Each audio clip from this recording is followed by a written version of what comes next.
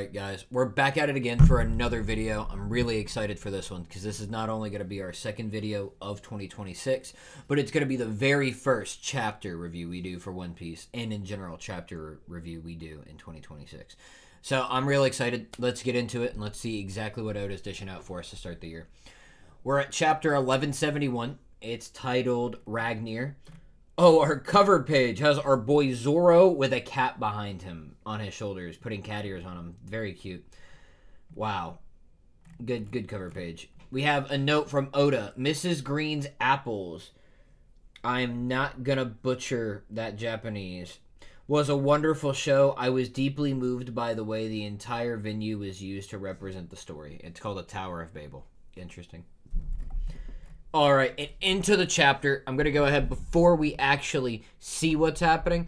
If I remember correctly, we ended off on Loki seeing Ragnir.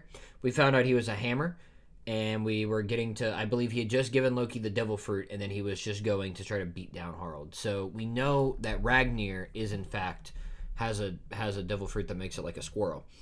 But we don't know exactly what the devil fruit's called, and then we don't know what the devil fruit was that he then gave to Loki. So would that be... Oh, and I think, if I'm not mistaken, Scopper and Shanks were holding off Harald. Other than that, it's the same flashback. So now let's get into it. Okay, we actually do start in the castle, of course, with Scopper. If Harald left the castle in that state, he would have brought great calamity to the world. I had a taste of that hopeless future during the fight. No matter how badly we wounded him, his body kept repairing itself. It's shocking to think something actually stopped him. And all we're seeing right now while this is being said by Scopper is just a demolished castle. Like, the inside is absolutely wrecked. Continues. Did you know this sacred treasure would be that powerful? Jarl? Jarl, and this is Shanks or Scopper saying that. We can't really tell. And then it's Jarl saying, no, I actually knew nothing about it. All I know is I get chills down my spine when I imagine what would have happened if Loki hadn't been here today. So, right now, Oda's being extremely vague and teasing and not giving us the devil fruit that we want to know. But instead, he's probably going to subvert that and give us other stuff, and then he's going to tell us about Ragnir's devil fruit, rather than telling us Loki's. I think he's trying to hold that until we get back to the present, and then we're going to have it given to us then in the present when Loki and them all go up to fight the Gods Knights. But continuing on, it cuts to Shanks thinking, and then he has flashbacks, and he's thinking of when he talks to Harald, and it says, when I join the Gods Knights, it'll be a new dawn for Elbaf, said Harald. And then he cuts to talking to his father, Garling, where it says, if you have any wish, simply name it, and it will be within your reach. You've truly endured a miserable squalid? Kind of like squalor, I guess. Squalid life. A miserable, squalid life until now, my poor child. Gosh, because living as a pirate in the mortal world and being on Roger's crew is so awful.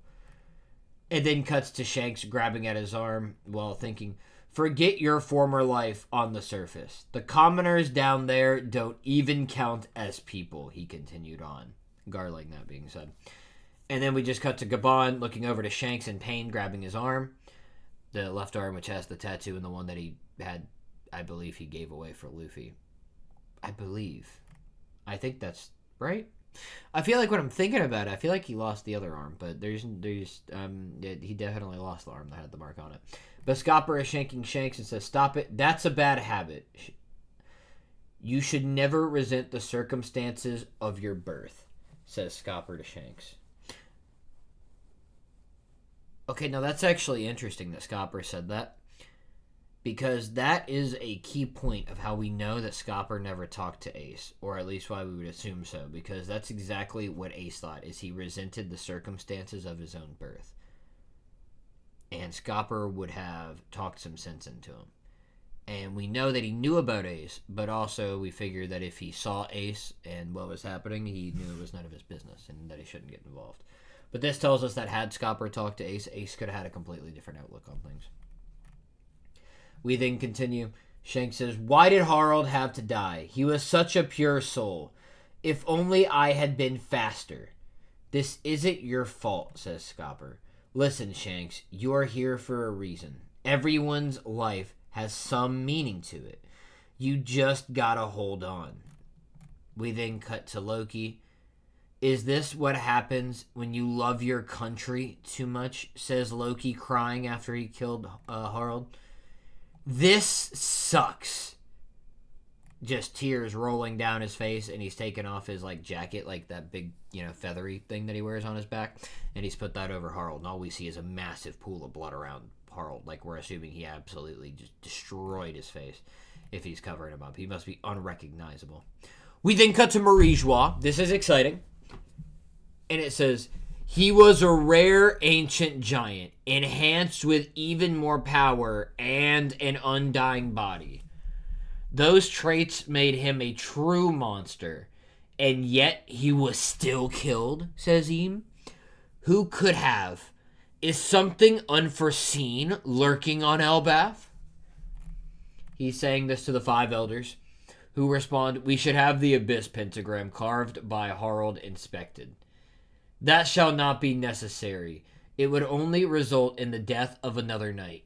Every covenant comes with a price to be paid, even for Mu."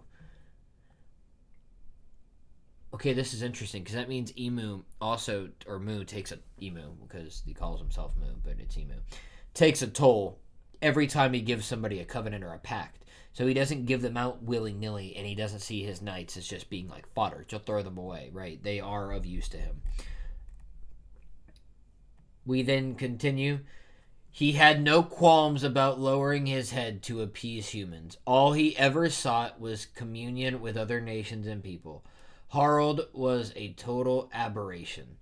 And yet he was born with the blood of those savage, battle-loving giants. Had we admitted him to the government flippantly, his very presence might have destroyed it from within. Elbaf should never have known a king of his disposition. Forging a covenant with a cooperative ancient giant like him was an unprecedented opportunity. This disappointing outcome proves that history does not lie. We were always going to be incompatible," he says. Interesting. So he then believes that the normal giants also he can't make a deal with and he can't work with. So Harald was a chance, and even he couldn't do it. Eam then says, "Never forget, Elbaf is of the D." If I had to guess, that's why the mural is there. I'm guessing Wano is also of the D, and that's why the poneglyphs were made there. Alabasta is probably of the D, them being the ones who stayed behind and being the ones of Lily. Dressrosa, maybe.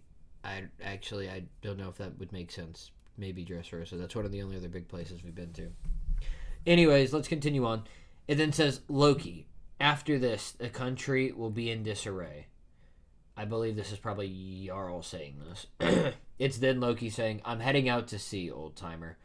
I'll take the surviving soldiers with me." "What about Harald's final request?" says Jarl. Tell the people of Elbaf what happened here."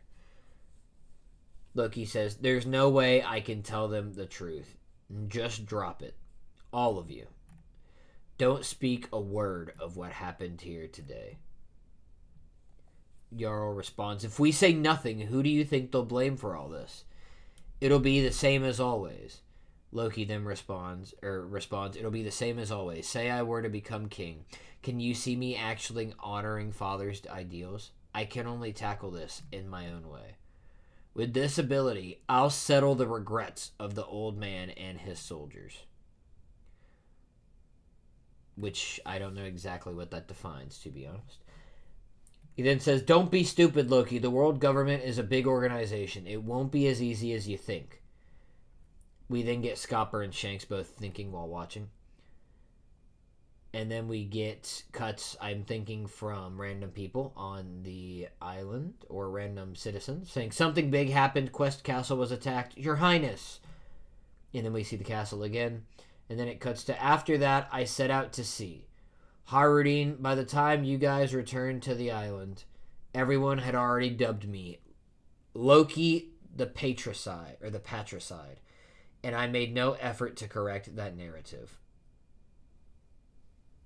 Wow. That's rough. But it's not like I was crazy enough to brag about killing him either. I just didn't want everything he stood for to be dismissed. And by the way, guys, we just woke up. I'm sorry if that was loud. In the present of the story. It only took us,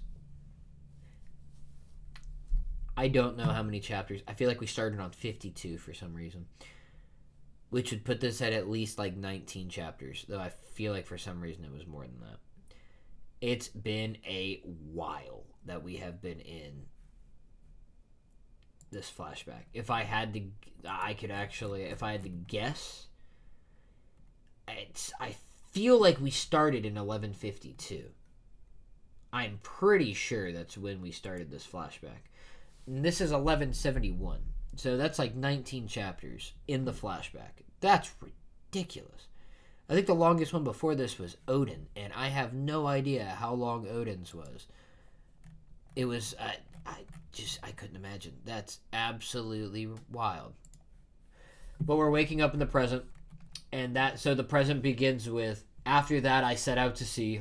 Harudine, by the time you guys returned, everyone had already dubbed me Loki the Patricide, or the Patricide rather, and I made no effort to correct that narrative. But it's not like I was crazy enough to brag about killing him either. I just didn't want everything he stood for to be dismissed because of how things turned out. He continues shouting at Harudine, with all that in mind, do you really think I should have told the people everything? Harudine just stops, thinking after hearing the story. Scopper says, he's telling the truth, Harudine. Get it already, says Loki. I really didn't want to relieve all this crap. As he's sitting up, still yelling. Elder Jarl always opposed your execution, said Harudine. I can understand why you chose to keep this secret. Father choosing death in the face of the government's manipulation. The world government has been our enemy all this time. I wonder, what did they do to Father? Indeed. And now they've sent more knights, says Scopper, to Elbaf. Some with deep ties to Harald. Even Loki doesn't know all the details about Harald's dealings in the Holy Land. He then says, I can fill you in if you want. That won't be necessary for now, Yason, says Harudine. We need no further reason to protect our country, as we get to see some of the other giant warrior pirates that we haven't seen in over like 20 chapters now. We see Zoro and Sanji in battles for the first time in like 20 chapters. We did see Harudine taking the chains off of Loki. Loki, it seems we both feel the same way about Father. I'm sorry for everything. Sorry for the sake of Elbaf. Or for the sake of Elbaf, let's make a stand together, he says. Loki's just dots repeatedly. And Luffy, yeah, that's great, Loki. You can fight now. Woo, let's go. Then we hear a roar off in the distance, and we see a massive crash with something hitting the ground in the lower realm. Whoa, they say. That's one of the monsters that was rampaging up there. They've got a ton of creatures running wild, says Chopper. And it's just one of the big nightmare monsters. It's like one of the, I don't even know what it is. It's a big skeleton Viking. It looks like it's on fire. They shout, we're really sorry, says all the giant warrior pirates and them going up. I guess they just let it come down by accident. Or they knocked it down by accident from the top. Who knows? And then Loki and Harudine responds, but this doesn't undo all your other things that you've done. Loki says, shut up and go already. I don't need to hear you guys yap. Oh, I'm sorry. I think I actually messed this up a little bit. I cut to the wrong panel. So it drops in with, they've got a ton of creatures running wild, says Chopper. Harudine then says, where did they come from? Isn't that I'm not going to butcher that pronunciation. I never thought those were real. Loki then says, this will be a good warm-up. Go on ahead. I'll just jump up. What in the world is that, says Luffy. What's going on up there? Hurry it up, Harudine, says the other giant warrior pirates. "Hey, Loki," one of them shouts. "We admit we prejudged you when we called you a king-slaying piece of crap." And that's where they say, "We're really sorry," says all of them. "But this doesn't undo all the other things that you've done," says Hardy. "Shut up and go already. I don't need to hear you guys yap," Loki says in response. So good closure between them. It's that, "this is the best. I can move. It's so freeing," says Loki, as Luffy's just laughing, running up him. We then cut to Chopper, who seems to be a little worried. We then see Scopper thinking. It looks like he's actually seeing the future, because he kind of gets that little pop above his head, like a thought, and an exclamation point. And then it cuts to him saying, "Hey, Doc, I know you want to take care of me here, but I'm worried about my son up there." "Yeah, you make a good point," says Chopper. "Be careful, Sanji," he says to Chopper. So apparently, this is a little weird. Sanji hopped off of the boat, I guess, with everybody else. I don't know. They called for him, maybe. And he hops down and he grabs a boat and he's carrying Scopper and Chopper and Scopper up with Skywalk. And then it says, "I've got it. Weren't you two gonna stay behind?" says Sanji. "What are you still doing here?" says Loki to Luffy. She, "I'm dying to see you fight," he says. "All right, let's show him your power. Ragnir, squeak!" Squeak is probably what the hammer's saying. I thought he was telling it to squeak, guys. That was hilarious. Loki jumps and yells, "Ragnir!" And Ragnir yells, "Squeak!" Like it's a fucking squirrel. And then we just see the hammer coming forward, and the attack is called Nephilim, or Nephilim. Nephilim. I'm not good at pronouncing words, clearly, if you guys couldn't tell from other dialects. I don't like butchering them. It just says a chilling attack as he crashes into it. I mean, it looks like it's literally like cracking the thing up. Pretty cool attack. Nothing too wild. And it's just Luffy like, "What?" Wow, we're going on break next week. That's disappointing. That's the end of the chapter. I'll make sure to keep making stuff in the meantime. But that is disappointing because we haven't had a chapter in a couple weeks. It's been like 2 or 3 weeks, I feel like, since we had a chapter. We just got this one and we're going back on break. But I never mind too much. I mean, Oda deserves breaks. I understand it's hard to put this stuff out. This chapter was real fun too, and we got enough stuff to kind of think on a little bit and talk about. We got the end of the flashback, so I was right about that. I figured this would be the chapter where we ended the flashback and we got back into the present in the last page or two. And that's roughly what happened. It might be 3 or 4 pages. But overall, we got to finish out a lot of the flashback. We still didn't get to see what Loki's fruit is, but we were told it's apparently absolutely crazy. Even though it was called, the chapter is called, wasn't it Ragnir? Wasn't it just titled Ragnir? Yeah, Ragnir. All we saw him do was pick it up and swing it once. I'd say the coolest thing was seeing Emu talk. We know that Elbaf is of the D, which we could have already figured. Apparently the Giants and the world government had been at odds forever, and this was the only chance that Emu thought they could have had at taking over and taking control of them. And that ancient giants are rare, which is fine. We figured that already. A couple races are rare. That's definitely one of them.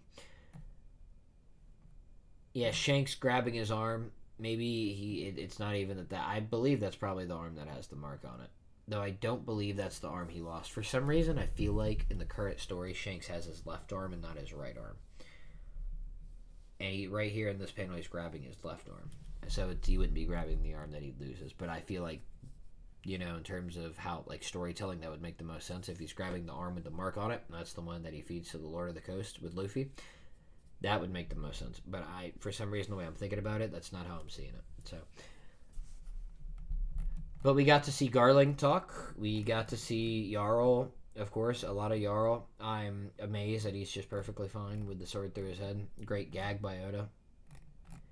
We didn't get to see... I don't think we saw anything too crazy, guys. But what we did see was pretty cool. Pretty decent, simple stuff. I don't think anything was too groundbreaking this chapter. But it was a really good chapter that seemed to pull together the end of the flashback and really bring us back into the present time pretty well. The only thing I don't like is Sanji deciding to just hop down and grab them out of nowhere. It's like he just hears them chatting and it's like, all right, and just jumps on down there to go get them. That's just a little silly. I think it's good, though, that we're bringing Scopper back to the surface. It's actually going to let him continue to give us exposition while we're on the surface about the past with Harold and maybe his dealings in the Holy Land that maybe Scopper knows from Shanks, right? And so he can give us some of those when he sees some of the Holy Knights that are up there.